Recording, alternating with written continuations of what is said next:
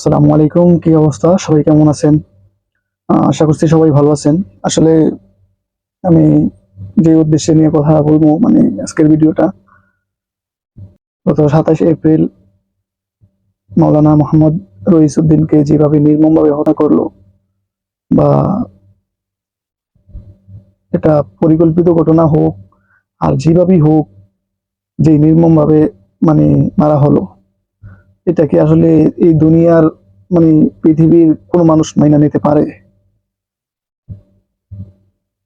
এই জিনিসটা, এই যে এতভাবে মারলো, এত গণপিটানি পিটাইলো, তারপরে পুলিশের হাতে দিল তুইলা, এবং পুলিশ কিন্তু কি করলো, থানার মধ্যে নিয়ে রেখে দিছে, কোনো চিকিৎসা করে নাই, কিচ্ছু করে নাই। চিকিৎসার অভাবে মাওলানা রইসউদ্দিন দুনিয়ার মায়া ছেড়ে চলে গেছে।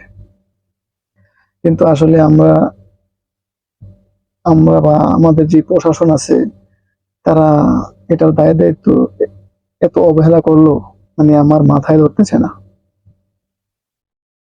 মাঝে মাঝে মনে করি যে ২৪শে যে জুলাই আমরা যে নতুন স্বাধীনতা পাইছি, আসলে কি সেই স্বাধীনতা মানে আমাদের কি বাস্তবে কি আছে? আমরা সেই মানে অতীতে সেই যেটা মানে যেটা আমরা করে আসছি বা দেখে আসছি, সেম এটাই মানে প্রতিফলন হচ্ছে। তাহলে আর আমাদের এই ২৪-এর বা ২৪শে জুলাই বা ৫ই আগস্টের যে স্বাধীনতা হলো, তাহলে এটার ভ্যালু কি হইল? এই যে আমাদের দেশের এমন তরুণ ছাত্র সমাজ এবং বিভিন্ন অঙ্গ সংগঠনের মানুষেরা যে এইভাবে নির্বিঘ্নে জীবন দিয়ে দিল, শুধু মাত্র স্বৈরাচার পতনের জন্য। এখন যদি সেই এক স্বৈরাচার পতন ঘটিয়ে যদি আমরা আরেক স্বৈরাচারের মতো আচরণ করি, তাহলে তো এটা হয় না। কালকের যে ঘটনাটা, এবং পুলিশ যখন রইসুদ্দিনকে নিয়ে থানায় নিয়ে যাইতেছে অ্যারেস্ট করে, তখন আমার ভাই মাওলানা রইসুদ্দিন কিন্তু একটু পানি চাইছিল, পানি। তো ভিডিওতে মানে ওই ভিডিওটার মধ্যে যা দেখলাম, যে একজন পুলিশ ভাই মাওলানা রইসুদ্দিনকে পানির বোতলটা মুখের কাছে নিছে পানি খাওয়ার জন্য, কিন্তু যখন ও হা করছে, তখন পানির বোতলটা রিটার্ন নিয়ে আসছে। এটা মানে কি ধরনের মানুষত্ব, মানে কেমন মানবিক আচরণ এটা? একজন মানুষ ক্ষুধার্ত, তৃষ্ণার্ত, পানির বোতলটা মুখের কাছে নিছে, তারপরে পানির বোতলটা ওইখান থেকে নিয়ে আসছে। মানে এটা কেমন ধরনের মানুষ আর কেমন ধরনের জানোয়ার মানুষ হতে পারে? এটা তো আপনার কারবালার ইয়াজিদের ঘটনা, হুসাইনের ঘটনার মানে সেম সেম হয়ে যেতেছে,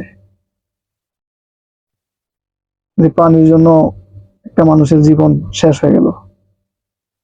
আমার যদি যদি পানিটা খাইতে পারতো, তাইলে হয়তো বা মাওলানা রইসুদ্দিনের জীবনটা হয়তো বেঁচে থাকতো। কিন্তু আমরা যে মানে আমাদের যে পুলিশ বা প্রশাসন যে ধরনের আচরণটা করছে, এটা কি আদৌ আদৌ যৌক্তিক কিনা, আপনারা অবশ্যই কমেন্টস করে জানাবেন। এবং পরবর্তীতে আমাদের যে আহলে সুন্নাত ওয়াল জামাত এবং বিভিন্ন ওলামায়ে পরিষদ যে এই বিচার চাইলো, এবং আমাদের আহলে সুন্নাত ওয়াল জামাতের কিছু মাওলানা আলেম গাজীপুর পুবাইল থানার মধ্যে গিয়ে মামলা রুজু করার জন্য গিয়েছিল, কিন্তু মামলা নেয়নি। তার মানে তাদের পিছনে বড় বড় রাঘব বল আছে অবশ্যই। যেহেতু মামলা নেয় নাই, তার মানে এর পিছনে, এই ঘটনার পিছনে অনেক বড় বড় রাঘব বল আছে। তো এটা কিন্তু একজন মানে যার ব্রেন নাই মাথার মধ্যে, সেও বুঝে নিবে। সুতরাং আগামীকাল আমরা যারা আহ এই ধরনের আচরণ বা এই ধরনের মানবিকতা কখনোই কাম্য না। মাওলানা রইসুদ্দিন অলরেডি চলে গেছেন দুনিয়ার মায়া ছেড়ে। আমরা আর কোনো এরকম রইসুদ্দিনকে এইভাবে শহীদ হতে দিব না। শুধু আহলে সুন্নাত ওয়াল জামাতের লোকজন যে এরকম দেখে এরকম না, এটা না। কোনোভাবেই যেন বাংলাদেশে মব জাস্টিস না হয়, তৈরি না হয়।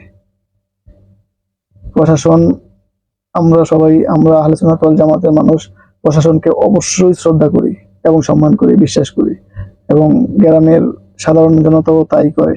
তো আপনারা এটা সুন্দর দৃষ্টিতে দেখবেন এবং অতি দ্রুত এর বিচার কার্য সম্পন্ন করবেন, আপনাদের কাছে অন্তত এটা আশা করি। সো সবাই ভালো থাকবেন, সুস্থ থাকবেন, আল্লাহ হাফিজ।